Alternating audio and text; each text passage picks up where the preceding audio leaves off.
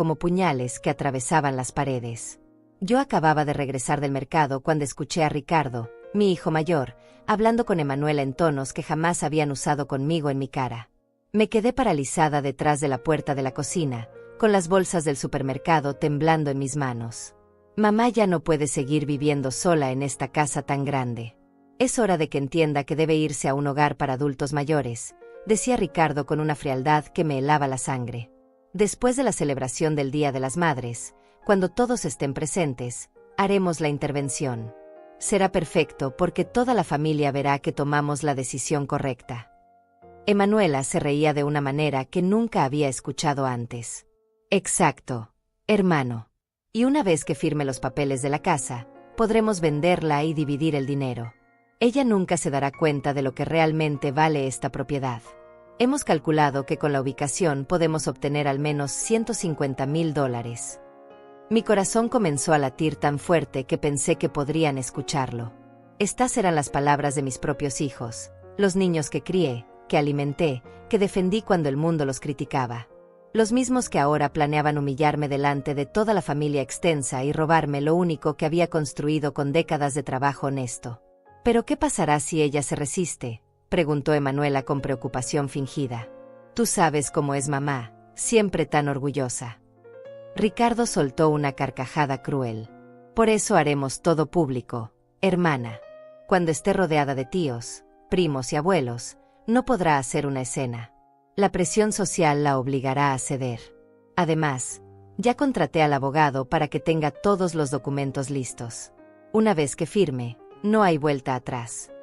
Y si insiste en quedarse, continuó Emanuela, le diremos que su vida ha sido un completo fracaso, que nunca logró nada importante, que siempre fue una carga para todos nosotros, que es hora de que acepte la realidad y nos deje tomar las decisiones por ella.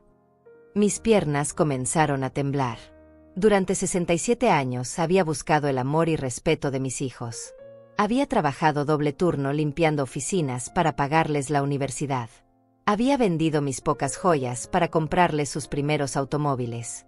Había sacrificado mis sueños, mis deseos, mi propia felicidad para asegurarme de que ellos tuvieran todo lo que yo nunca pude tener. Recuerda que debemos actuar como si realmente nos preocupáramos por su bienestar, agregó Ricardo. Toda la familia debe creer que lo hacemos por amor, no por el dinero de la casa. En ese momento, una de las bolsas del mercado se me cayó de las manos. El ruido de las latas rodando por el piso resonó como un eco en toda la casa. Las voces en la sala se detuvieron abruptamente. ¿Escuchaste eso?, susurró Emanuela. Mamá dijo que regresaría tarde del mercado, respondió Ricardo en voz baja. Debe ser el gato de la vecina otra vez. Pero yo ya no podía moverme. Las lágrimas comenzaron a caer silenciosamente por mis mejillas mientras procesaba cada palabra que acababa de escuchar. Mis propios hijos, la razón por la cual había vivido todos estos años, me veían como un obstáculo que debía ser eliminado. Para ellos, yo no era más que una anciana inútil cuya única función era proporcionar dinero a través de la venta de mi hogar. Mira, Emanuela, continuó Ricardo, ya tengo todo calculado. Una vez que esté en el hogar de ancianos, nosotros nos encargaremos de vender esta casa sin problemas. Con mi conexión en la inmobiliaria, podemos conseguir hasta $180,000 si la arreglamos un poco. Dividido entre nosotros dos, serían 90,000 para cada uno. ¿Y si mamá se da cuenta antes del Día de las Madres?, preguntó Emanuela con nerviosismo. Imposible, respondió Ricardo con arrogancia. Ella confía ciegamente en nosotros. Además, ¿dónde más puede ir? No tiene amigos reales, no tiene dinero ahorrado, no tiene nada más que esta casa. Somos lo único que tiene en el mundo. Sus palabras me destrozaron el alma. Tenían razón en parte. Después de años de dedicarme exclusivamente a ellos, había descuidado mis amistades, mis intereses personales, mi propia vida. Me había convertido en una mujer cuya identidad completa giraba alrededor de ser madre, y ahora esa misma maternidad se había vuelto mi debilidad. Lo mejor de todo, siguió diciendo Ricardo, es que podremos decirle a toda la familia que lo hacemos por su propio bien. Que una mujer de su edad no debe vivir sola, que es peligroso, que nosotros somos los hijos responsables que se preocupan por su seguridad. Perfecto, concordó Emanuela.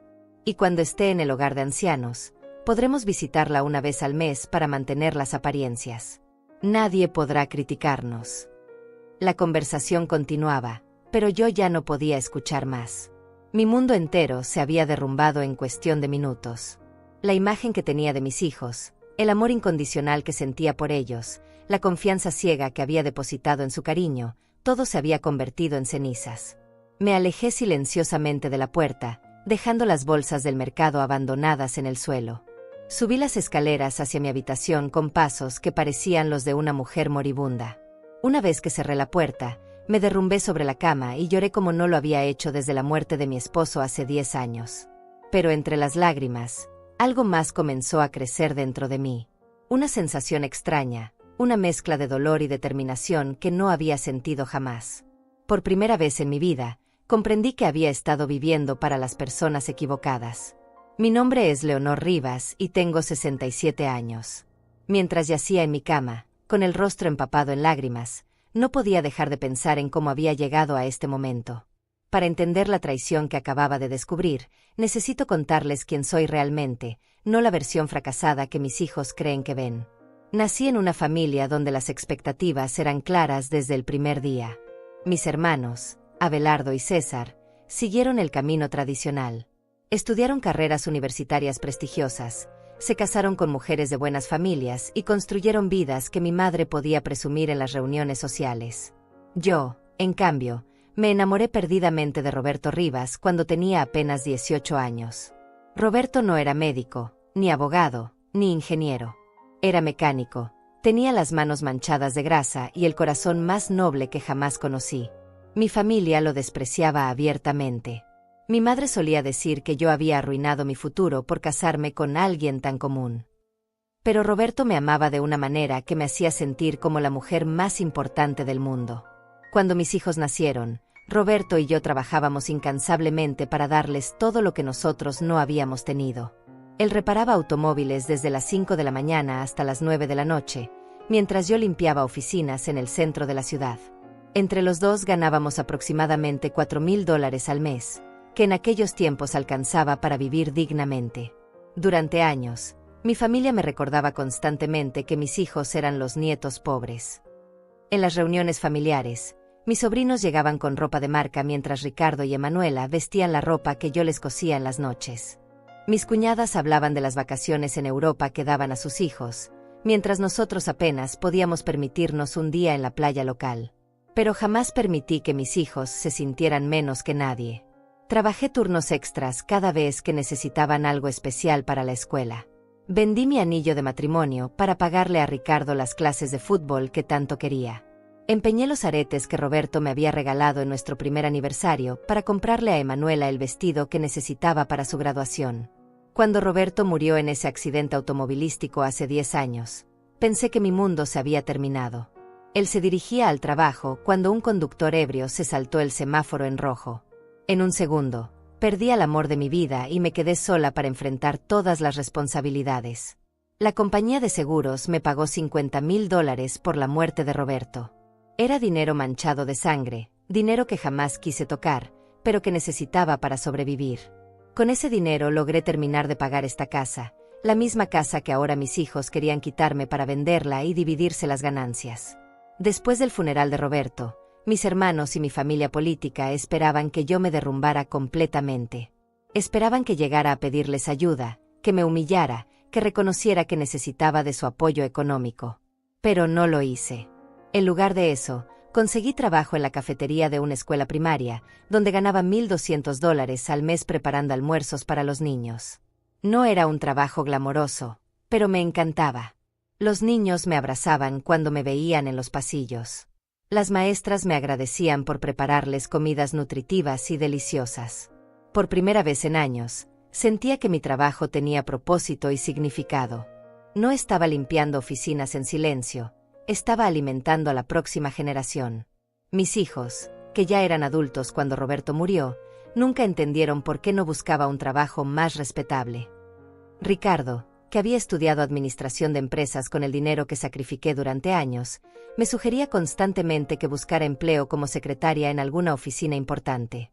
Emanuela, que se había graduado como diseñadora gráfica gracias a mis turnos extras, me decía que trabajar en una escuela era poco profesional para una mujer de mi edad. Pero yo era feliz en esa escuela. Durante 5 años, hasta mi jubilación a los 62, me levanté cada mañana emocionada por ir a trabajar. Ahorraba cada centavo que podía, vivía con menos de $800 al mes para poder guardar el resto. No compraba ropa nueva, no salía a restaurantes, no me permitía lujos. Todo era para asegurarme de que mis hijos nunca pasaran necesidades si algo me ocurría. Cuando me jubilé, tenía ahorrados $25,000 y una casa completamente pagada. No era rica según los estándares de mi familia, pero había logrado seguridad económica con mis propias manos.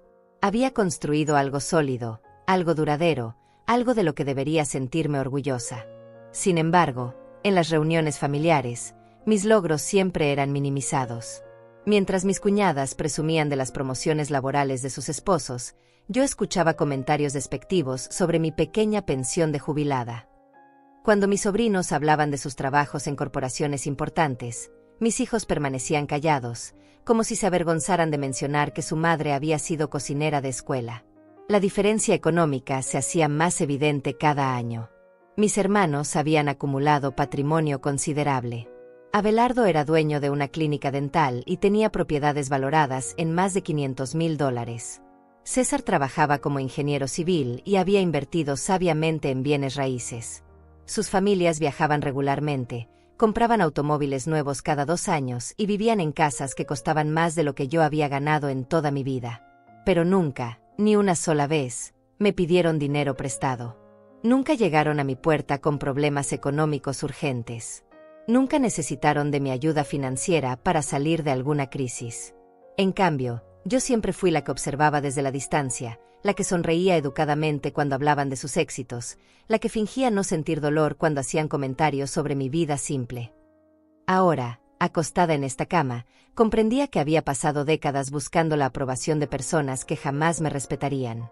Había sacrificado mi autoestima, mi dignidad y mi felicidad tratando de demostrarles que valía la pena, que merecía formar parte de esa familia que siempre me había visto como la oveja negra. Y lo más doloroso de todo era descubrir que mis propios hijos habían heredado esa misma mentalidad. Para ellos, yo no era una madre trabajadora que había luchado incansablemente por darles oportunidades. Era simplemente una anciana inconveniente cuya única función era proporcionarles una herencia anticipada. Al día siguiente, fingí que no había escuchado nada. Preparé el desayuno como siempre, sonreí cuando Ricardo y Emanuela llegaron a visitarme y actué como la madre ingenua que ellos creían que era. Pero por dentro, cada fibra de mi ser estaba en alerta máxima, esperando descubrir más detalles sobre su plan diabólico. No tuve que esperar mucho. Esa misma tarde, mientras fingía tomar una siesta en mi habitación, escuché que llegaba alguien más a la casa. Era Octavia, la esposa de Ricardo, y su voz llegaba claramente hasta el segundo piso. ¿Ya tienes todo listo para el domingo?, preguntó Octavia con una ansiedad mal disimulada. Porque yo ya le dije a mis padres que vengan temprano para ser testigos de todo. Perfecto, respondió Ricardo. Mientras más familiares estén presentes, mejor. Mamá no podrá resistirse cuando vea que todos estamos de acuerdo en que debe irse a un hogar de ancianos. Emanuela se unió a la conversación con entusiasmo malicioso. Ya llamé a los tíos Abelardo y César. Les expliqué que estamos preocupados por la seguridad de mamá y que necesitamos su apoyo durante la intervención. Ambos dijeron que estarían aquí a las 2 de la tarde. Mi corazón se hundió al escuchar que mis propios hermanos estaban involucrados en esta traición. Durante años había sentido su condescendencia, pero nunca imaginé que participarían activamente en un plan para humillarme públicamente. ¿Y qué hay del asilo que visitamos la semana pasada?, preguntó Octavia. ¿Cuánto cuesta mensualmente? El Hogar San Gabriel cuesta $1,800 al mes, explicó Ricardo con una frialdad que me helaba la sangre. Pero con la pensión de mamá, que son apenas $900 mensuales, nosotros tendríamos que poner $900 adicionales cada mes. Eso es casi $11,000 al año que saldrían de nuestros bolsillos, calculó Emanuela rápidamente. Pero una vez que vendamos la casa por $180,000 y dividamos el dinero, cada uno de nosotros recibirá $90,000. Eso nos daría suficiente para pagar el asilo durante 8 años completos. La crueldad de sus cálculos me dejó sin respiración. Habían reducido mi vida entera a una ecuación matemática. Para ellos, yo era simplemente un gasto mensual que debía ser optimizado a través de la venta de mi patrimonio. Pero hay algo que me preocupa, admitió Octavia. ¿Qué pasará si ella se da cuenta de que el valor real de la casa es mucho mayor? Porque según el tasador que contraté en secreto, esta propiedad podría valer hasta $220,000 si la renovamos adecuadamente. Ricardo se rió con malicia. Mamá no tiene idea del valor real del mercado inmobiliario. Ella compró esta casa hace 30 años por $25,000. En su mente, cualquier cantidad por encima de 50,000 le parecerá una fortuna. Además, agregó Emanuela, una vez que firme los papeles de transferencia, ella no podrá hacer nada para detener la venta. El abogado que contraté se asegurará de que todo sea legalmente vinculante. ¿Y si se niega a firmar durante la intervención del domingo?, insistió Octavia. Entonces usaremos el plan B, respondió Ricardo con una seguridad que me aterrorizó. Le diremos a toda la familia que mamá está comenzando a mostrar signos de demencia senil, que olvida cosas importantes, que se confunde con frecuencia, que no puede tomar decisiones racionales por sí misma. ¡Qué brillante!, exclamó Emanuela. Si la familia cree que está perdiendo la capacidad mental, será mucho más fácil convencerlos de que necesita un tutor legal. Y nosotros, como sus hijos, seremos los candidatos naturales para manejar sus asuntos financieros. La conversación continuó durante otra hora, y cada palabra era como un clavo siendo martillado en mi ataúd. Habían planeado cada detalle de mi destrucción con la precisión de una operación militar. No solamente querían robarme mi casa, sino también mi dignidad, mi reputación y mi libertad. ¿Recuerda lo que debemos decir exactamente durante la intervención?, preguntó Octavia, como si estuvieran ensayando una obra de teatro. Primero, expresamos nuestra preocupación por su seguridad, recitó Ricardo. Mencionamos que está demasiado sola, que la casa es demasiado grande para una mujer de su edad, que nos preocupa que pueda sufrir un accidente y nadie esté ahí para ayudarla. Segundo, continuó Emanuela, hablamos sobre todas las ventajas del hogar de ancianos. La compañía constante, las actividades recreativas, la atención médica disponible las 24 horas del día. Y tercero, concluyó Ricardo, si ella se resiste, entonces mencionamos su confusión mental reciente y pedimos el apoyo de toda la familia para tomar la decisión por ella. ¿Pero qué evidencia tenemos de confusión mental?, preguntó Octavia. Inventaremos ejemplos, respondió Emanuela sin el menor remordimiento. Diremos que la encontramos varias veces hablando sola, que olvida dónde pone las llaves, que repite las mismas historias múltiples veces. Perfecto, concordó Ricardo. Y una vez que tengamos el control legal de sus finanzas, podremos vender la casa inmediatamente. El comprador que ya tenemos en mente puede cerrar la transacción en menos de 30 días. Mis manos temblaban mientras escuchaba cómo habían planificado no solamente robar mi patrimonio, sino también destruir mi reputación familiar para siempre. Si llevaban a cabo su plan, yo sería recordada como la anciana demente que perdió la razón y tuvo que ser internada por sus propios hijos. ¿Y después de la venta?, preguntó Octavia. Después de la venta, mamá estará segura en el hogar de ancianos. Nosotros tendremos $90,000 cada uno para invertir en nuestros propios futuros, y toda la familia pensará que somos los hijos más responsables y cariñosos del mundo, explicó Ricardo con una satisfacción repugnante. Lo mejor de todo, añadió Emanuela, es que podremos visitarla una vez al mes en el asilo para mantener las apariencias. Nadie podrá acusarnos de abandono o negligencia. En ese momento, comprendí que no estaba lidiando con hijos ingratos, sino con verdaderos depredadores que habían estado esperando pacientemente el momento perfecto para atacar. Habían estudiado mis vulnerabilidades, habían identificado mis debilidades emocionales y habían construido una trampa que parecía imposible de escapar. La conversación terminó con risas y abrazos, como si acabaran de planificar una sorpresa de cumpleaños en lugar de un robo familiar. Los escuché despedirse y salir de la casa, dejándome sola con el peso terrible de lo que había descubierto. Esa noche, no pude dormir ni un minuto. Caminé por toda la casa, observando cada rincón, cada mueble, cada fotografía que había coleccionado durante décadas. Esta casa no era solamente mi hogar, era el testimonio físico de toda una vida de trabajo, sacrificio y amor. Era el lugar donde Roberto y yo habíamos criado a nuestros hijos, donde habíamos celebrado cumpleaños y navidades, donde él había dado sus últimos pasos antes de salir hacia su muerte. Pero más que eso, esta casa representaba mi independencia, mi seguridad, mi dignidad como mujer que había construido algo valioso con sus propias manos. Si permitía que me la quitaran, no solamente perdería mi patrimonio, sino también mi identidad, mi autoestima y mi derecho a tomar decisiones sobre mi propia vida. Por primera vez en 67 años, sentí una ira pura y cristalina corriendo por mis venas. No era la tristeza de una víctima, sino la furia de una mujer que finalmente había despertado. Al amanecer del viernes, ya no podía soportar el peso de la traición sola. Necesitaba hablar con alguien, pero sabía que no podía confiar en ningún miembro de mi familia. Después de escuchar las conversaciones de mis hijos, comprendí que había estado viviendo en una burbuja de ingenuidad, creyendo que las personas que me rodeaban me amaban cuando en realidad solo estaban esperando el momento perfecto para aprovecharse de mí. Tomé el teléfono con manos temblorosas y marqué el número de Regina Franco, mi vecina de toda la vida. Regina había sido la única persona que nunca me había juzgado por casarme con Roberto, la única que había celebrado genuinamente mis pequeños logros y la única que siempre me había tratado como una igual, independientemente de mi situación económica. Regina, soy Leonor, dije con voz quebrada cuando ella contestó. Necesito hablar contigo urgentemente. ¿Puedo ir a tu casa? Por supuesto, querida, respondió Regina inmediatamente, detectando la desesperación en mi voz. Ven ahora mismo. Prepararé café y podremos hablar de lo que necesites. Caminé las 2 cuadras hasta la casa de Regina sintiéndome como una fugitiva en mi propio barrio. Cada paso me recordaba los años que había vivido ahí, las tardes que había pasado conversando con los vecinos, las mañanas que había caminado hacia el mercado sintiéndome segura y en paz. Ahora todo parecía diferente, como si el mundo entero hubiera cambiado de color. Regina me recibió con un abrazo inmediato. Era una mujer de 70 años, viuda como yo, pero con una energía y determinación que siempre había admirado.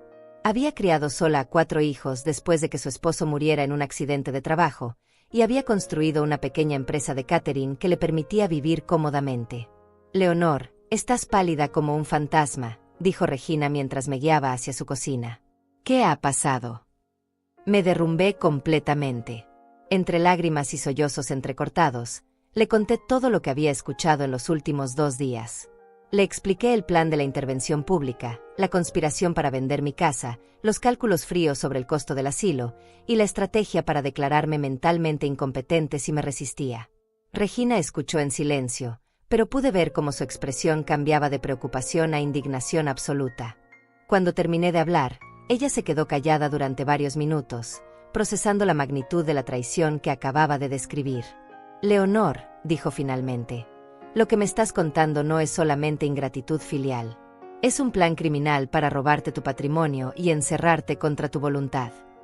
Pero Regina, susurré, ¿y si ellos tienen razón?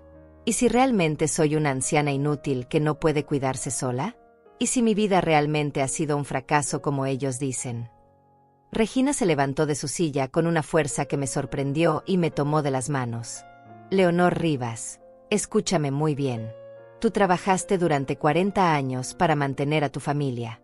Compraste y pagaste completamente una casa con tu propio esfuerzo. Criaste 2 hijos que pudieron estudiar carreras universitarias gracias a tu sacrificio. Te jubilaste con dignidad y tienes ahorros suficientes para vivir independientemente. ¿Cómo diablos puede ser eso un fracaso? Sus palabras me golpearon como una bofetada de realidad. Durante tantos años había permitido que otros definieran mi valor, que había perdido la perspectiva sobre mis propios logros. Pero ellos dicen que nunca llegué a nada importante, murmuré. ¿Importante según quién?, replicó Regina con ferocidad. ¿Según los hermanos que heredaron el dinero de sus padres y nunca tuvieron que luchar por nada? ¿Según los hijos que pudieron estudiar porque tú trabajabas turnos dobles? Leonor, tú construiste todo desde cero. Eso es más admirable que cualquier título universitario o trabajo corporativo. Regina tenía razón, pero el dolor emocional era tan profundo que me costaba aceptar su perspectiva. ¿Pero qué puedo hacer ahora?, pregunté desesperada. El domingo van a humillarme delante de toda la familia. Van a hacerme firmar papeles que no entiendo. Van a declararme incompetente mentalmente si me resisto. No, no lo van a hacer, dijo Regina con una determinación que nunca había visto en ella. Porque tú no vas a estar ahí para que puedan humillarte. ¿Qué quieres decir? Regina se levantó y comenzó a caminar por la cocina, como si estuviera formulando un plan en tiempo real. Leonor, ellos están contando con tu presencia para ejecutar su plan. Esperan que estés ahí, vulnerable y rodeada de familiares, sin posibilidad de escapar. Pero ¿qué pasaría si simplemente no aparecieras? La idea me resultaba inconcebible. No puedo faltar al Día de las Madres. Toda la familia estará esperándome. ¿Qué van a pensar? Van a pensar que finalmente tomaste control de tu propia vida, respondió Regina. Leonor, durante 67 años has vivido tratando de complacer a personas que nunca te han valorado. ¿No crees que es hora de empezar a vivir para ti misma? Sus palabras resonaron en mi corazón de una manera que me asustó y me emocionó al mismo tiempo.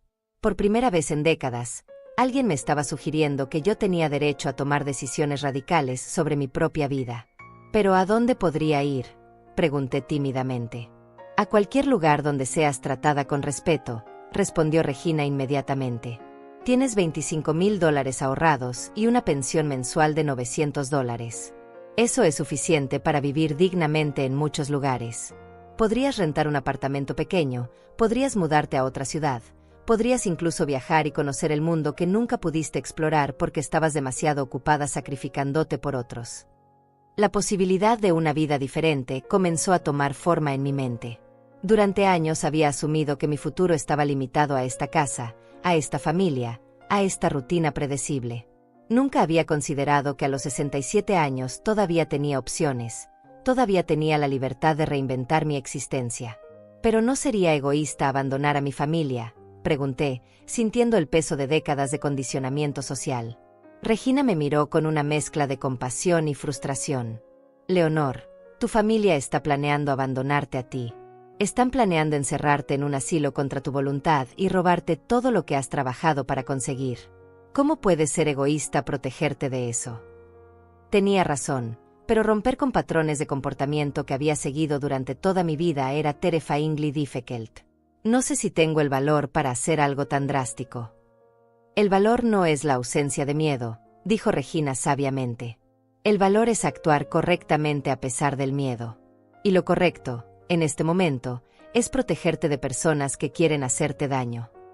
Pasamos el resto de la mañana hablando sobre posibilidades concretas. Regina me ayudó a investigar opciones de vivienda en otras ciudades, a calcular mis recursos financieros reales, y a considerar qué pasos prácticos tendría que dar si decidía desaparecer antes del domingo. Hay algo más que debes considerar, dijo Regina hacia el final de nuestra conversación. Si permites que te humillen públicamente el domingo, si firmas esos papeles bajo presión, será casi imposible revertir el daño. Pero si tomas control de la situación ahora, si demuestras que no eres la anciana indefensa que ellos creen que eres, entonces mantienes tu poder y tu dignidad intactos. Por primera vez en días, sentí una chispa de esperanza. No tenía que ser víctima de las circunstancias. No tenía que aceptar pasivamente el destino que otros habían planeado para mí. Todavía tenía opciones, todavía tenía poder, todavía tenía la posibilidad de escribir el final de mi propia historia. Regina, dije finalmente, creo que tienes razón. Creo que es hora de que empiece a vivir para mí misma. Ella sonrió por primera vez en toda la mañana. Leonor, tienes 67 años, no 167. Tu vida no ha terminado, está apenas comenzando a ser auténtica. Regresé a mi casa esa tarde con una perspectiva completamente diferente. Por primera vez, caminé por mis habitaciones no como una víctima esperando ser despojada, sino como una mujer considerando sus opciones. Tenía 2 días para decidir si quería ser la protagonista o la víctima de mi propia historia. El sábado amaneció con una claridad mental que no había sentido en años. Después de mi conversación con Regina, había tomado una decisión que me llenaba de terror y emoción a partes iguales. No iba a ser la víctima indefensa que mis hijos esperaban humillar al día siguiente. Iba a tomar control absoluto de mi vida, de mi patrimonio y de mi futuro. Me levanté a las 5 de la mañana y comencé a ejecutar un plan que había estado formulando durante toda la noche. Primero, necesitaba asegurar mis finanzas. Caminé hasta el banco tan pronto como abrió y retiré $15,000 en efectivo de mis ahorros, dejando $10,000 en la cuenta para mantener las apariencias normales durante algunos días más. ¿Necesita ayuda con algo específico, señora Rivas?, preguntó la cajera, extrañada por la cantidad inusual que estaba retirando. Estoy considerando algunas inversiones, mentí suavemente. Quiero tener el dinero disponible para cuando llegue el momento adecuado. El peso del dinero en mi bolsa me daba una sensación de poder que no había experimentado jamás. Por primera vez en mi vida, tenía recursos financieros significativos bajo mi completo control, sin necesidad de consultar con nadie, sin tener que justificar mis decisiones ante ningún familiar. Mi siguiente parada fue la oficina de un abogado que había encontrado en las páginas amarillas. No podía arriesgarme a usar el mismo abogado que mis hijos habían contratado para su conspiración. Necesitaba protección legal independiente. Buenas tardes, señora Rivas. Me saludó el licenciado Adrián Espinosa, un hombre de unos 50 años con una expresión seria pero amable. ¿En qué puedo ayudarla? Le expliqué mi situación sin entrar en detalles emocionales dramáticos. Le conté que había descubierto que mis hijos planeaban presionarme para vender mi casa e internarme en un asilo contra mi voluntad, y que necesitaba protección legal para mis bienes. Lo que me está describiendo son técnicas de abuso financiero hacia adultos mayores, explicó el abogado con gravedad. Lamentablemente, es más común de lo que la gente imagina. Los perpetradores suelen ser familiares cercanos que aprovechan la confianza y dependencia emocional de las víctimas. ¿Qué puedo hacer para protegerme?, pregunté directamente. Hay varias opciones, respondió, tomando notas mientras hablaba.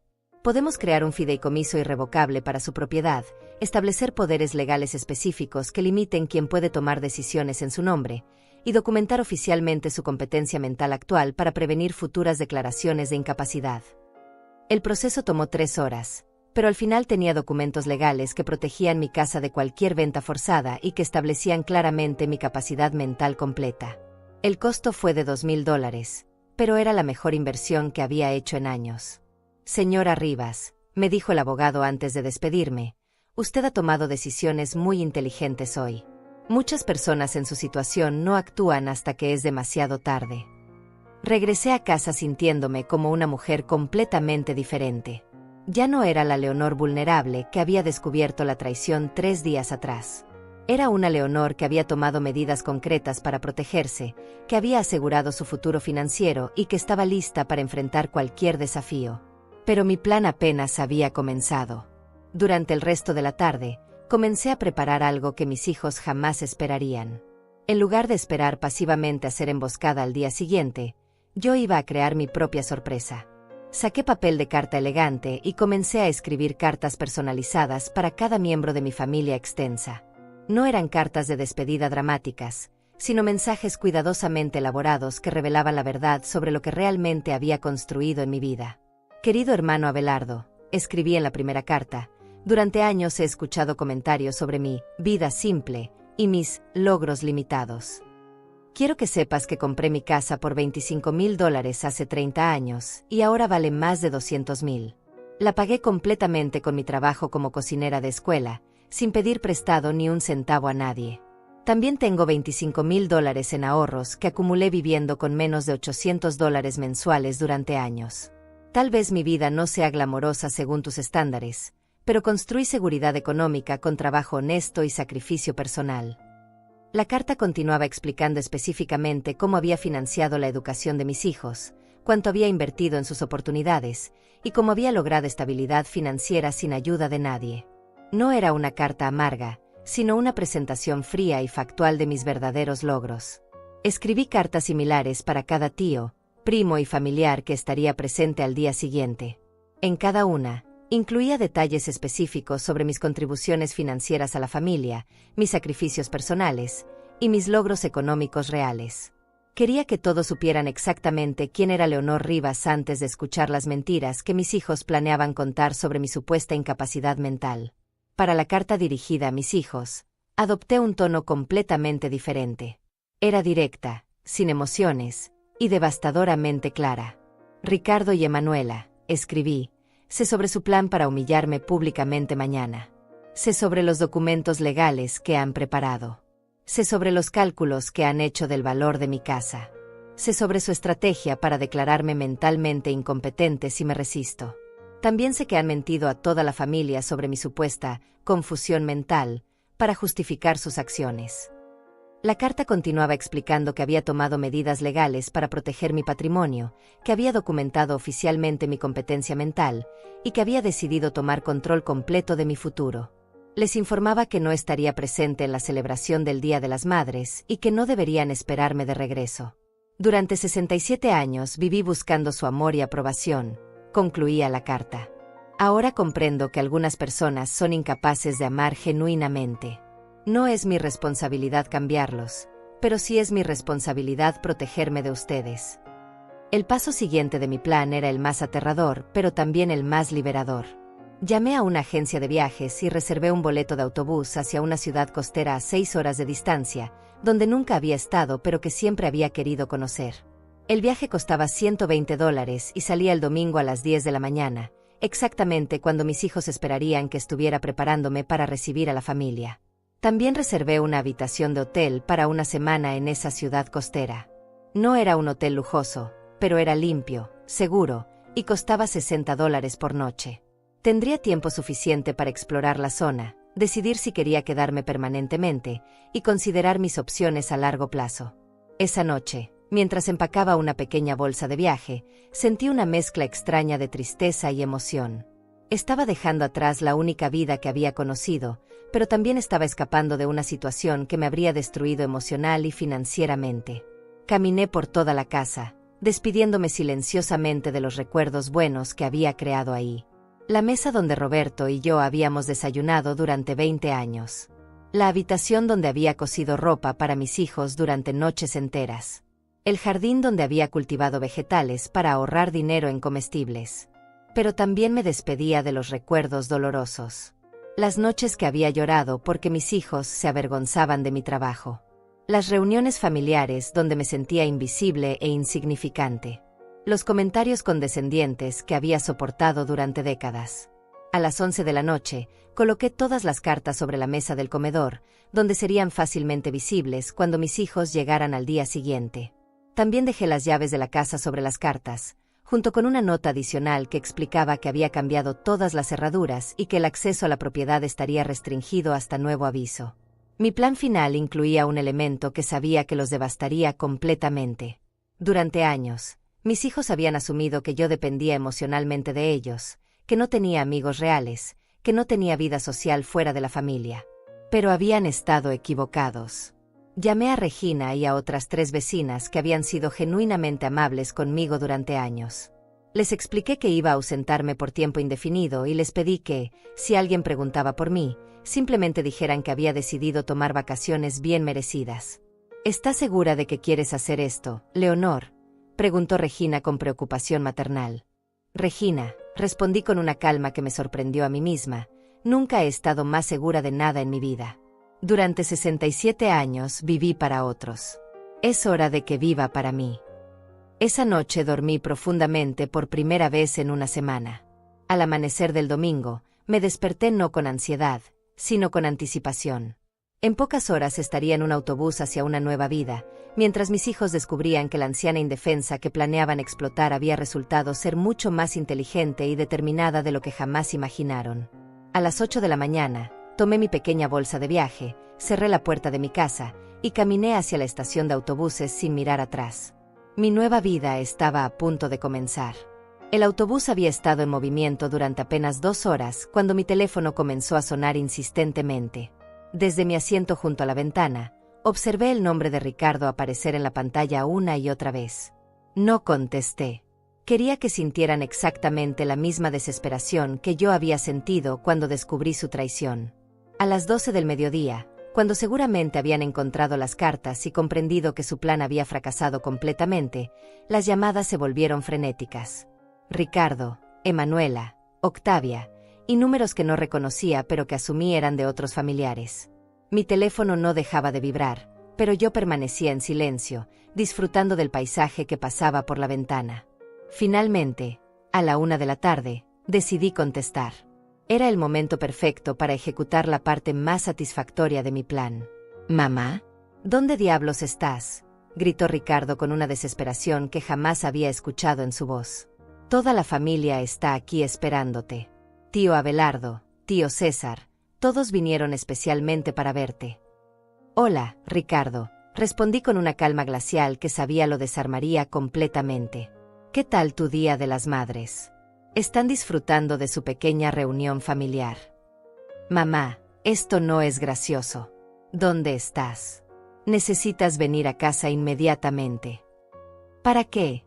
Pregunté con inocencia fingida. ¿Para su intervención planeada? ¿Para firmar los papeles del abogado que contrataste? ¿Para escuchar cómo toda la familia decide que debo ser declarada mentalmente incompetente? El silencio al otro lado de la línea fue absoluto. Podía imaginar a Ricardo, con el rostro pálido, comprendiendo que su plan secreto había sido descubierto completamente. Mamá, yo, nosotros, balbuceó, completamente desarmado. ¿Qué pasa, hijo? Interrumpí con sarcasmo venenoso. ¿El gato te comió la lengua? Hace 3 días eras muy elocuente explicándole a Emanuela cómo planeabas humillarme públicamente y robar mi casa. Tú no entiendes, gritó Ricardo, recuperando algo de compostura. Nosotros estamos preocupados por tu seguridad. Una mujer de tu edad no puede vivir sola. ¿Mi seguridad? Me reí con una frialdad que me sorprendió a mí misma. Ricardo, ayer firmé documentos legales que protegen mi propiedad de cualquier venta forzada. También obtuve certificación médica que documenta mi competencia mental completa. Tu plan de robarme ya no es posible, legalmente hablando. Otro silencio. Luego escuché voces de fondo, probablemente Emanuela y otros familiares preguntando qué estaba pasando. Mamá, dijo Ricardo, cambiando su tono a algo más manipulativo. Ven a casa. Podemos hablar de esto como adultos. Si hay algún malentendido, podemos resolverlo. Malentendido, repetí. Ricardo, escuché cada palabra de su conversación sobre el hogar de ancianos que cuesta $1,800 mensuales. Escuché sus cálculos sobre cómo dividir los $90,000 que cada uno recibiría de la venta de mi casa. Escuché cómo planeaban inventar evidencia de mi supuesta demencia si me resistía. ¿Qué parte de eso fue un malentendido? Danos la dirección donde estás, exigió Ricardo, perdiendo todo control. Iremos a recogerte ahora mismo. No, respondí simplemente. Y antes de que pregunten, no voy a decirles dónde estoy. No voy a regresar hoy, ni mañana, ni la próxima semana. Tal vez nunca regrese. Mamá, no puedes hacer esto, gritó Emanuela, quien aparentemente había tomado el teléfono. Toda la familia está preocupada. Tío Abelardo y tío César están aquí preguntando qué te pasó.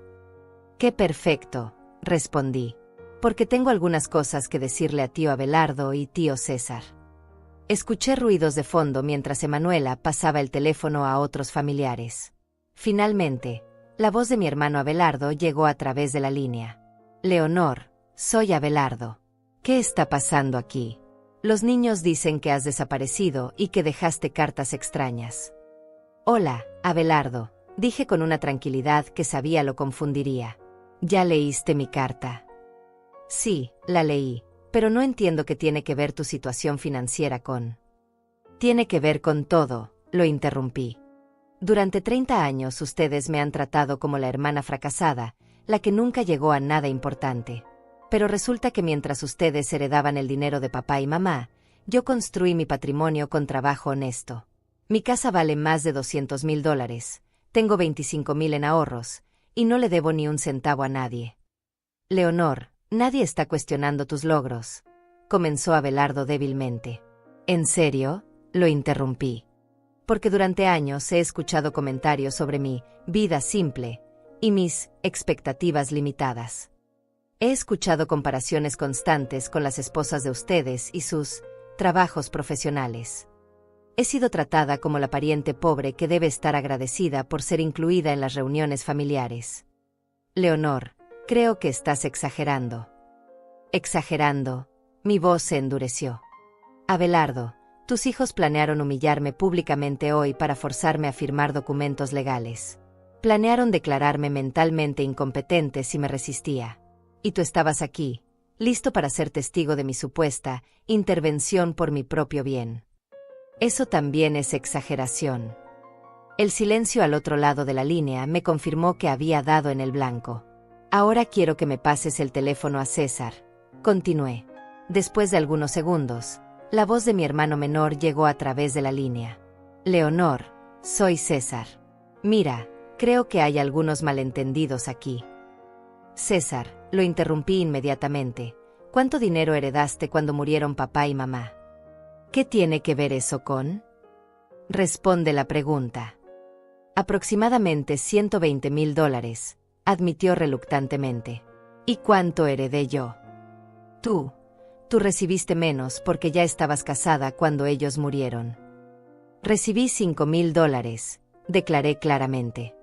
$5,000 versus $120,000 para cada uno de ustedes. Sin embargo, hoy mi patrimonio total es comparable al de ustedes, construido enteramente con mi propio trabajo. ¿Eso te parece el logro de una fracasada? César no respondió. Quiero que le devuelvas el teléfono a Ricardo, ordené. Cuando la voz de mi hijo mayor regresó a la línea, sonaba completamente derrotada. Mamá, por favor, ven a casa. Podemos arreglar esto. Ricardo, dije con una firmeza que venía desde lo más profundo de mi ser, voy a explicarte exactamente lo que va a pasar ahora. No voy a regresar a esa casa hoy, ni mañana, ni cuando ustedes lo decidan. Voy a tomar control completo de mi vida por primera vez en 67 años. ¿Pero dónde vas a vivir?, preguntó con desesperación. Esa ya no es su preocupación, respondí fríamente. Tal vez me mude a la playa. Tal vez viaje por el país. Tal vez alquile un apartamento en otra ciudad. Lo que haga con mi vida y mi dinero es únicamente mi decisión. Mamá, no puedes abandonar tu familia, gritó Emanuela desde el fondo. ¿Mi familia?, me reí amargamente. Emanuela, mi familia me abandonó hace años cuando decidieron que mi único valor era proporcionarles una herencia anticipada. Ustedes no me perdieron hoy. Me perdieron el día que empezaron a planear robarme. No queríamos robarte, gritó Ricardo. Solo queríamos asegurarnos de que estuvieras segura. Segura en un asilo que cuesta $1,800 mensuales mientras ustedes dividen $90,000 cada uno, repliqué. Ricardo, yo no nací ayer. Sé exactamente lo que planeaban hacer. La conversación continuó durante otros 20 minutos, con mis hijos y hermanos alternando entre súplicas desesperadas, amenazas veladas e intentos de manipulación emocional.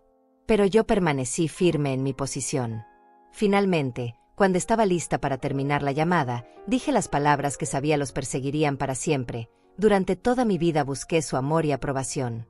Sacrifiqué mis sueños, mi dinero, mi felicidad para asegurarme de que ustedes tuvieran mejores oportunidades que yo. Pero ahora comprendo que algunas personas son incapaces de amar genuinamente. No es mi responsabilidad seguir intentando ganar algo que ustedes nunca fueron capaces de dar. Colgué el teléfono y lo apagué completamente. El autobús seguía avanzando hacia mi nueva vida, y por primera vez en décadas, me sentía completamente libre. Mientras mi autobús se alejaba hacia la costa, en mi casa se desarrollaba exactamente el caos que había anticipado. Según me contó Regina días después, cuando finalmente encendí mi teléfono, el espectáculo había sido aún más devastador de lo que había esperado. La reunión familiar que mis hijos habían organizado para humillarme se convirtió en su propia pesadilla pública. Cuando los invitados llegaron a las 2 de la tarde y encontraron la casa cerrada con llave, Ricardo y Emanuela tuvieron que explicar mi ausencia mientras intentaban mantener la compostura. Al principio, me contó Regina, tu hijo Ricardo le dijo a todos que había salido a hacer algunos mandados de última hora y que regresarías pronto. Pero cuando encontraron las cartas en la mesa del comedor, todo cambió dramáticamente. Según Regina, quien había observado desde su ventana, la primera persona en leer una de mis cartas fue mi cuñada Leticia, la esposa de César. Su expresión había cambiado inmediatamente de confusión a horror absoluto mientras leía los detalles de mis verdaderos logros financieros y los planes secretos de mis hijos. César, había gritado Leticia, agitando la carta en el aire. Necesitas leer esto inmediatamente. Leonor sabe sobre el plan para meterla en un asilo. La conmoción se extendió rápidamente cuando cada familiar leyó su carta personalizada. Mis tíos, primos y hermanos descubrieron simultáneamente que la hermana fracasada que habían condescendido durante años tenía un patrimonio más sólido que varios de ellos, y que había financiado silenciosamente muchas oportunidades familiares sin recibir reconocimiento. Pero el momento más devastador llegó cuando mi hermano Abelardo leyó en voz alta los fragmentos más damning de la carta dirigida a mis hijos. Las palabras que había escrito sobre los cálculos fríos de $90,000 cada uno, sobre el costo mensual del asilo, y sobre los planes para declararme mentalmente incompetente resonaron en la sala como acusaciones judiciales. «¿Esto es verdad?», había demandado Abelardo, mirando directamente a Ricardo con una furia que mis vecinos podían escuchar desde la calle. Realmente planearon humillar a su madre públicamente para robarle su casa. Ricardo había intentado negar todo, pero Emanuela, bajo la presión del momento, había comenzado a quebrarse. «No era robo», había gritado defensivamente. «Era por su propio bien. Ella no puede cuidarse sola». «Su propio bien», había replicado mi prima Ivete con indignación. «Emanuela, tu madre acaba de demostrar que es más independiente y financieramente estable que la mayoría de nosotros. ¿Qué clase de hija planea una traición así?». La situación había empeorado cuando mi cuñada Octavia, la esposa de Ricardo, había intentado defender el plan con argumentos que solamente cavaron un hoyo más profundo para ellos. «Ustedes no entienden la responsabilidad que tenemos», había exclamado Octavia. «Somos sus hijos. Es nuestro deber tomar decisiones por ella cuando sea necesario. Decisiones como vender su casa y dividir el dinero entre ustedes», había respondido mi tío Gilberto con sarcasmo cortante. «Eso no es cuidado filial, eso es fraude familiar». Según Regina, el punto de quiebre había llegado cuando mi prima Julieta había encontrado los documentos legales que Ricardo había preparado para forzarme a firmar. Los papeles estaban en su automóvil, y cuando los trajo para que todos los vieran, la evidencia de la conspiración se volvió innegable. «Miren esto», había gritado Julieta, leyendo los documentos. «Aquí están los papeles de transferencia de propiedad. Y aquí está la evaluación secreta que contrataron. La casa vale $220,000, no los $150,000 que le iban a decir a Leonor». La revelación de que mis hijos habían planeado no solamente robar mi casa, sino también estafar $50,000 adicionales ocultando el valor real de la propiedad, había sido la gota que derramó el vaso para toda la familia. «Son unos criminales», había gritado mi prima Regina Franco, sin relación con mi vecina Regina.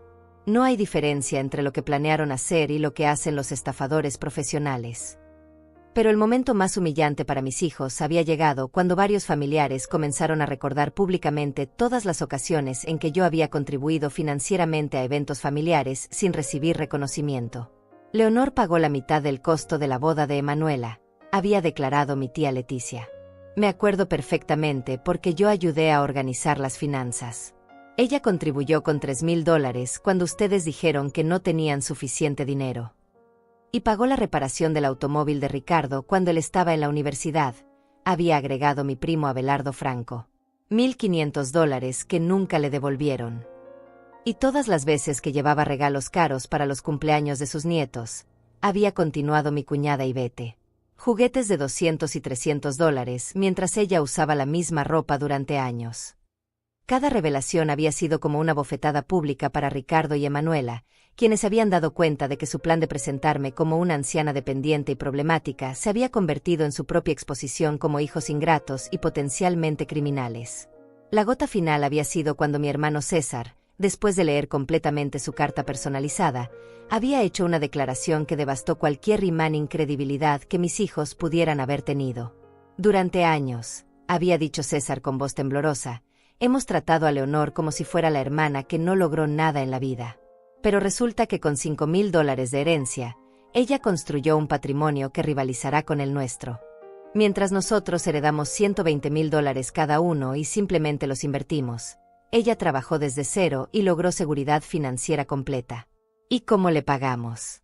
Permitiendo que sus propios hijos planeen robarle todo lo que construyó». El grupo había decidido unánimemente que Ricardo y Emanuela debían disculparse públicamente y renunciar a cualquier clam sobre mi propiedad. Pero para ese momento, mis hijos habían perdido toda credibilidad familiar. «No sabemos dónde está», había llorado Emanuela. «Se fue sin decirnos a dónde. No responde nuestras llamadas». «Bueno», había respondido mi prima Julieta con satisfacción evidente. «Después de lo que planearon hacerle, tienen suerte de que solamente haya desaparecido. Yo habría llamado a la policía. La reunión había terminado con la familia completa tomando partido contra mis hijos.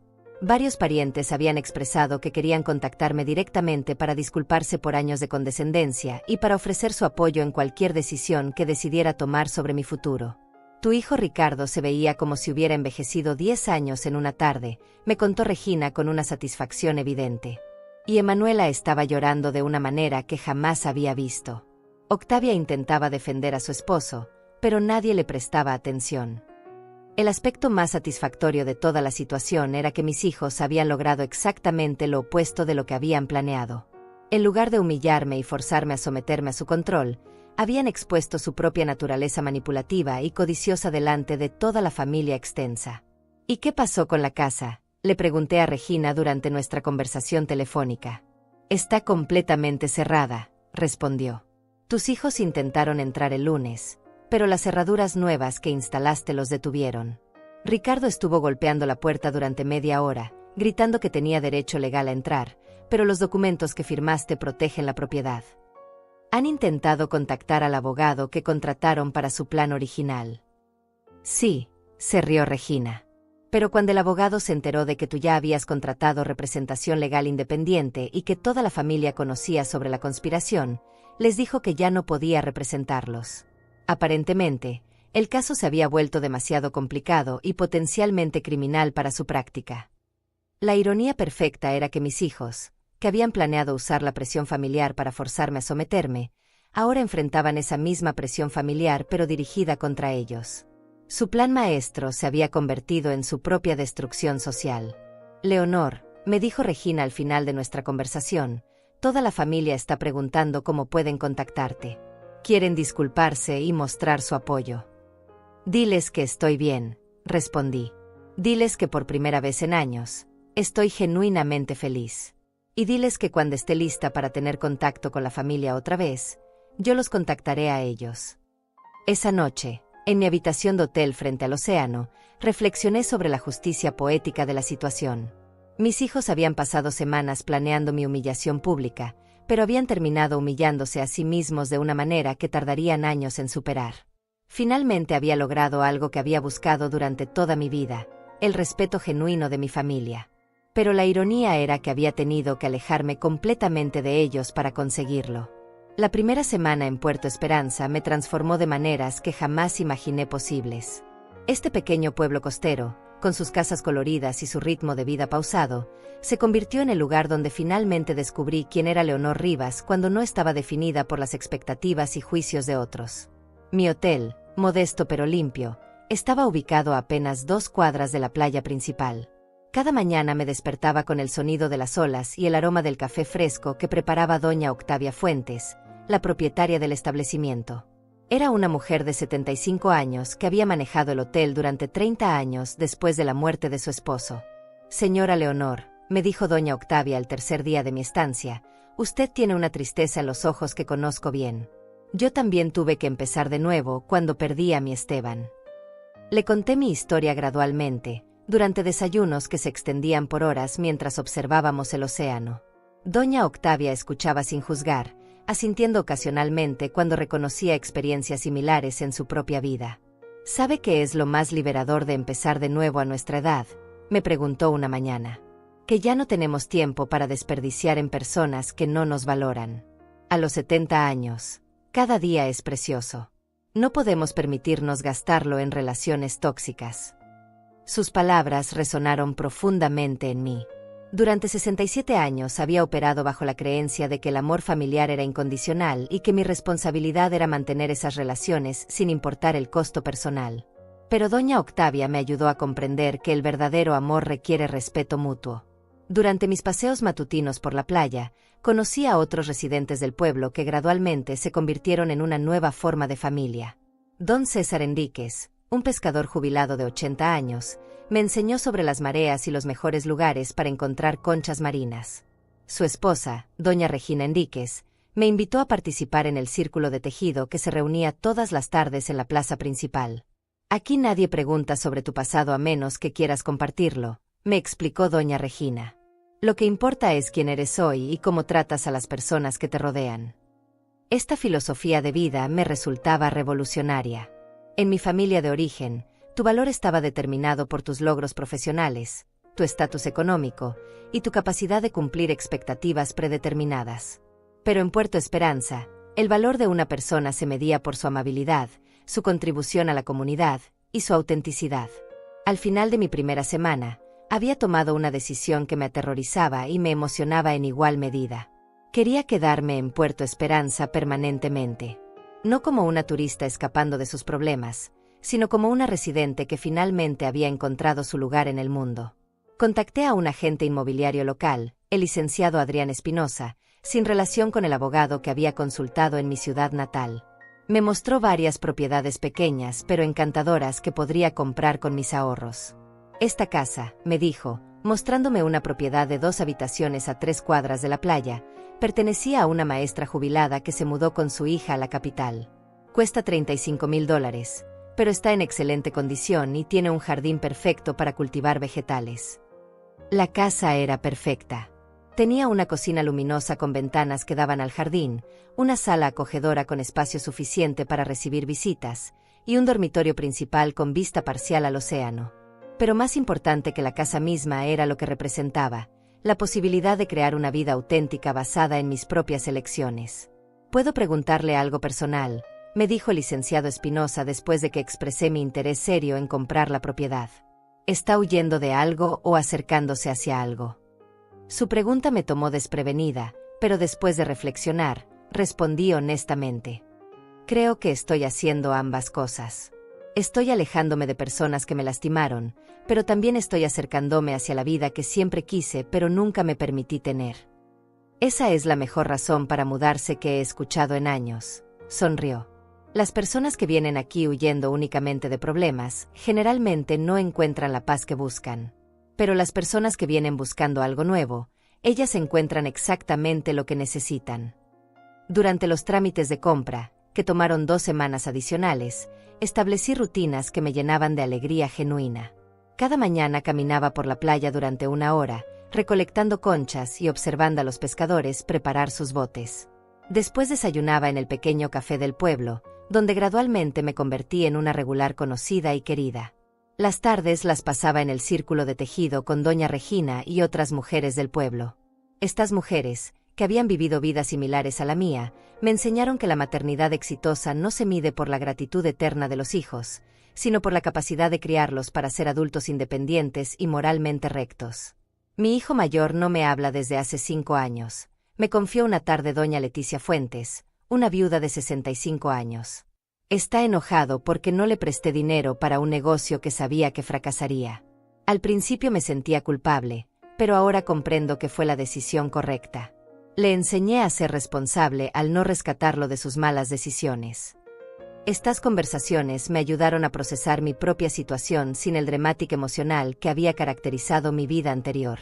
Comprendí que mis hijos habían aprendido a verme como una fuente de recursos financieros porque yo había establecido ese patrón durante años. Al negarme a continuar siendo víctima de su manipulación, les estaba enseñando una lección valiosa sobre respeto y consecuencias. 3 semanas después de mi llegada a Puerto Esperanza, finalmente encendí mi teléfono para revisar los mensajes acumulados. Tenía 43 llamadas perdidas de Ricardo, 37 de Emanuela, y docenas de mensajes de texto que alternaban entre súplicas desesperadas, amenazas veladas e intentos de manipulación emocional.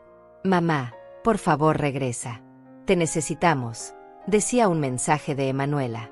«Si no regresas pronto, vamos a tener que reportarte como persona desaparecida», amenazaba un mensaje de Ricardo. «Toda la familia está preocupada por ti. Por favor, al menos dinos que estás bien», suplicaba otro mensaje de Emanuela. Pero entre todos esos mensajes desesperados, había uno diferente. Era de mi hermano César, y su tono era completamente distinto a los dramáticos mensajes de mis hijos. «Leonor», decía el mensaje, «después de leer tu carta y reflexionar sobre los eventos del Día de las Madres, me doy cuenta de que toda la familia te debe una disculpa profunda. Hemos sido condescendientes contigo durante años, y tus hijos cruzaron una línea que es imperdonable. Cuando estés lista para hablar, me gustaría tener la oportunidad de disculparme adecuadamente y de reconstruir nuestra relación como hermanos que se respetan mutuamente». Este mensaje me emocionó profundamente, no porque buscara la aprobación de mi familia, sino porque representaba la posibilidad de relaciones auténticas basadas en respeto mutuo en lugar de dinámicas tóxicas de poder. Decidí responder únicamente a César. Hermano, estoy bien y segura. He encontrado un lugar donde soy valorada por quien soy, no por lo que puedo proporcionar a otros. Cuando esté lista para reconstruir relaciones familiares, te contactaré. Por ahora, necesito tiempo para sanar y crecer. No respondí a ninguno de los mensajes de mis hijos. Habían tenido semanas para reflexionar sobre sus acciones, y sus mensajes seguían enfocándose en sus propias necesidades y preocupaciones en lugar de reconocer el daño que me habían causado. Un mes después de mi llegada, firmé los papeles finales de compra de mi nueva casa. Con $35,000 de mis ahorros, me convertí en propietaria de un hogar que había elegido por primera vez en mi vida basándome únicamente en lo que me hacía feliz. La ceremonia de firma fue simple pero significativa. Doña Octavia y don César Enríquez vinieron como testigos, y después celebramos con una cena en el restaurante del pueblo. Por primera vez en décadas, me sentía rodeada de personas que genuinamente se alegraban por mi felicidad sin esperar nada a cambio. Leonor, me dijo doña Octavia durante la cena, en el mes que has estado aquí, has florecido como una planta que finalmente recibe la cantidad correcta de sol y agua. Es hermoso ver a alguien descubrir su verdadero ser a cualquier edad. Esa noche, en mi nueva casa, me senté en el jardín observando las estrellas y reflexionando sobre el journey extraordinario que había comenzado apenas 6 semanas atrás. Había empezado como una mujer de 67 años que se sentía invisible, desvalorizada y sin opciones. Ahora era una mujer independiente, respetada en su nueva comunidad, y dueña de su propio destino. Mis ahorros habían disminuido de $25,000 a $10,000 después de la compra de la casa, los gastos legales y los costos de mudanza. Pero mi pensión mensual de $900 era más que suficiente para vivir cómodamente en Puerto Esperanza, donde el costo de vida era significativamente menor que en mi ciudad natal. Más importante que la seguridad financiera era la paz emocional que había encontrado. No tenía que caminar en puntas de pie alrededor de familiares que me juzgaban constantemente. No tenía que justificar mis decisiones ante hijos que me veían como una carga. No tenía que pretender gratitud por migajas de afecto condicionado. Por primera vez en mi vida, era completamente libre de ser yo misma, y descubrí que me gustaba enormemente la persona que era cuando no estaba definida por las expectativas tóxicas de otros. Han pasado 6 meses desde que llegué a Puerto Esperanza, y puedo decir sin exagerar que estos han sido los meses más auténticos y satisfactorios de mis 68 años. Mi nueva vida aquí no es perfecta, pero es genuinamente mía, construida sobre decisiones que tomo libremente sin la presión de expectativas familiares tóxicas. Cada mañana me despierto sin esa sensación de ansiedad que había aceptado como normal durante décadas. No hay voces críticas esperando juzgar mis elecciones del día. No hay hijos adultos tratándome como una carga inconveniente. No hay familiares calculando secretamente el valor de mi patrimonio. Hay solamente el sonido del océano, el aroma del café fresco, y la anticipación tranquila de un día que transcurrirá según mis propios ritmos y deseos. Mi casa pequeña se ha convertido en exactamente el refugio que necesitaba. El jardín que inicialmente parecía demasiado ambicioso para una mujer de mi edad ahora florece con vegetales que cultivo para mi consumo y para compartir con mis vecinos. Las tomatoes, los pimientos y las hierbas crecen abundantemente bajo el sol costero, recordándome diariamente que todavía soy capaz de crear y nutrir vida nueva. En el círculo de tejido de las tardes, me he convertido en la experta en patrones complicados, enseñando técnicas que aprendí durante años de crear ropa para mis hijos. Pero ahora tejo para bebés del pueblo, para nietos de mis nuevas amigas, para personas que aprecian mi habilidad sin darla por granted. Cada punto es un acto de generosidad elegida libremente, no una obligación familiar resentida. Don César Enríquez me enseñó a pescar desde el muelle del pueblo. A nuestra edad, me dijo la primera vez que me vio observar a los pescadores con curiosidad, tenemos derecho a intentar cualquier cosa que despierte nuestro interés. La vida es demasiado corta para limitarnos a actividades apropiadas para mujeres mayores, punto. Tenía razón. A los 68 años, pesqué mi primer pargo rojo, aprendí a identificar diferentes especies de aves marinas, y descubrí que tengo talento natural para navegar en bote pequeño. Estas actividades, que mis hijos habrían considerado peligrosas o inapropiadas para una mujer de mi edad, me han dado más vitalidad y confianza que cualquier actividad segura que había realizado anteriormente. Mis finanzas se han estabilizado perfectamente en esta nueva vida. Mi pensión de $900 mensuales, que mis hijos consideraban insuficiente para vivir independientemente, es más que adecuada en Puerto Esperanza. Mi casa está completamente pagada, mis gastos mensuales no exceden $500, y he comenzado a ahorrar nuevamente.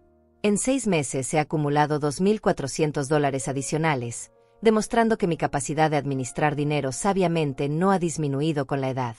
Pero más significativo que la estabilidad financiera es el respeto genuino que he ganado en mi nueva comunidad. Cuando hablo en las reuniones del Consejo del Pueblo, las personas escuchan mis sugerencias con atención seria. Cuando ofrezco ayuda durante emergencias locales, mi contribución es valorada y agradecida. Cuando comparto historias de mi vida anterior, son recibidas como sabiduría acumulada, no como quejas de una anciana bitter. Hace 3 meses, finalmente respondí al mensaje de mi hermano César. Nuestra conversación telefónica duró 2 horas y resultó ser profundamente sanadora para ambos. César admitió que la familia había tratado mis logros con condescendencia durante años, y expresó genuine remorse por su participación en dinámicas que me habían marginado. Leonor, me dijo cerca del final de nuestra conversación, después de reflexionar sobre todo lo que pasó, me doy cuenta de que tú eras la única de nosotros que realmente construyó algo desde cero. Abelardo y yo simplemente administramos herencias, pero tú creaste riqueza con trabajo honesto. Eso merece respeto, no condescendencia. César también me informó sobre la situación actual de Ricardo y Emanuela. Están enfrentando consecuencias reales por lo que planearon, me explicó. Octavia se divorció de Ricardo cuando se enteró de la profundidad de la conspiración. Emanuela perdió varios clientes de diseño gráfico cuando la historia se esparció entre nuestros círculos sociales. Pero lo más significativo es que han perdido completamente el respeto de la familia extensa. Esta información no me produjo satisfacción vengativa, sino una tristeza profunda. Había esperado que mis hijos usaran estos meses para reflexionar sobre sus acciones y buscar genuine reconciliación. En lugar de eso, aparentemente habían seguido enfocándose en las consecuencias externas de sus acciones, sin comprender el daño emocional real que me habían causado. ¿Han preguntado sobre mí?, le pregunté a César. Constantemente, respondió. Pero sus preguntas siempre se centran en cuándo vas a regresar y si vas a perdonar lo que hicieron. No parecen comprender que el problema no es perdonar una amistad, sino reconstruir confianza después de una traición deliberada y calculada. César tenía razón. El perdón era posible, pero la reconciliación requeriría que mis hijos demostraran crecimiento genuino y respeto auténtico por mi autonomía. Hasta ahora, no había visto evidencia de ninguna de estas cosas. Durante nuestras conversaciones subsecuentes, César y yo hemos comenzado a reconstruir una relación basada en respeto mutuo. Él planea visitarme en Puerto Esperanza el próximo mes, no para convencerme de regresar, sino para conocer la vida que he construido y apoyar mis decisiones. Mi hermano Abelardo también se comunicó conmigo, aunque su approach fue initially más condescending. Leonor, me dijo durante nuestra primera llamada, entiendo que necesitabas tiempo para procesar lo que pasó, pero eventualmente tendrás que regresar y enfrentar la realidad. ¿Qué realidad?, le pregunté directamente. La realidad de que eres una mujer mayor que necesita estar cerca de su familia, respondió, obviamente esperando que yo aceptara automáticamente su perspectiva. Abelardo, le respondí con una calma que lo sorprendió, soy una mujer mayor que está viviendo independientemente, administrando sus finanzas responsablemente, contribuyendo positivamente a su comunidad y disfrutando de una salud física y mental excelente. ¿Qué parte de esa realidad requiere que cambie mi situación actual? Él no pudo proporcionar una respuesta coherente, y nuestras conversaciones posteriores han sido más respetuosas, aunque todavía detectó reluctancia en él para aceptar completamente mi autonomía. La relación más compleja ha sido con mis hijos. Después de 6 meses, finalmente decidí responder a uno de sus mensajes. Elegí escribir una carta formal, no por frialdad, sino porque quería comunicar mis thoughts sin la presión emocional de una conversación telefónica. Ricardo y Emanuela, escribí, han pasado 6 meses desde que descubrí su plan para humillarme y robar mi patrimonio. Durante este tiempo, he esperado alguna indicación de que comprenden la gravedad de lo que planearon hacer. He esperado disculpas genuinas que reconozcan no solamente el error táctico de ser descubiertos, sino el error moral fundamental de traicionar la confianza de su madre.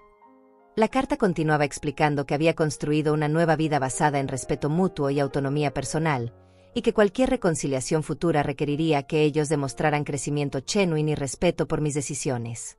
No necesito que estén de acuerdo con mis elecciones, concluía la carta, pero sí necesito que respeten mi derecho a tomarlas. Si pueden hacer eso auténticamente, entonces podemos considerar la posibilidad de reconstruir una relación. Si no pueden, entonces mi vida actual es prueba de que puedo ser feliz y próspera sin su presencia. Sus respuestas fueron exactamente lo que había esperado. Ricardo escribió una carta defensive que culpaba a malentendidos y preocupaciones legítimas por mi seguridad. Emanuela envió un mensaje dramático sobre cómo yo estaba destruyendo la familia con mi terquedad irracional. Ninguna de las respuestas mostraba genuine accountability o crecimiento personal, confirmando que había tomado la decisión correcta al mantener distancia emocional. Pero la validación más significativa de mi nueva vida llegó hace 2 semanas, cuando doña Regina Enríquez me pidió que considerara postularme para el Consejo Municipal del pueblo. Leonor, me dijo, en menos de un año has demostrado liderazgo, sabiduría práctica y genuine commitment con el bienestar de nuestra comunidad. Necesitamos personas como tú tomando decisiones que afectan nuestro futuro. La idea de participar en política local a los 68 años me habría parecido absurda hace un año. Pero ahora, con la confianza que he ganado al tomar control de mi propia vida, me resulta emocionante y plausible. Esta noche, sentada en mi jardín bajo un cielo estrellado, reflexiono sobre el journey extraordinary que comenzó con una traición devastadora y se transformó en la liberación más profunda de mi vida. Durante 67 años busqué validación de personas que me veían como lesser than, como alguien cuyo valor dependía de su utilidad para otros. Ahora, a los 68, finalmente he descubierto que mi valor es inherente e independiente de las opiniones de otros. ¿Fue fácil romper con patrones familiares de toda una vida? Absolutamente no. Hay momentos de soledad cuando extraño la familiaridad de las relaciones antiguas, incluso las tóxicas. Por supuesto. ¿Pero valía la pena el costo emocional de ganar mi autonomía auténtica? Sin ninguna duda. Mi historia no es única. Sé que hay miles de mujeres de mi edad que se sienten trapped en relaciones familiares que las diminish en lugar de fortalecerlas. Mujeres que han sacrificado tanto por sus hijos que han perdido su propia identidad. Mujeres que han aceptado migajas de respeto porque creen que es todo lo que merecen. Para esas mujeres, quiero decir esto. Nunca es demasiado tarde para reclamar tu vida.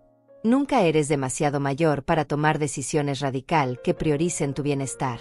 Nunca estás demasiado established en patrones tóxicos para cambiar completamente de dirección. La familia verdadera te respeta, te valora y te soporta en tus decisiones. Si las personas que comparten tu sangre no pueden hacer eso, entonces tienes el derecho y la responsabilidad de encontrar o crear familia chosen que sí pueda. Y a ti, que estás leyendo mi historia, te pregunto, ¿cuánto tiempo más vas a permitir que otros definan tu valor?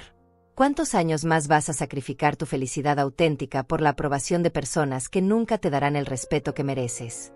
La vida es demasiado precious para desperdiciarla en relaciones que te diminish. Y nunca,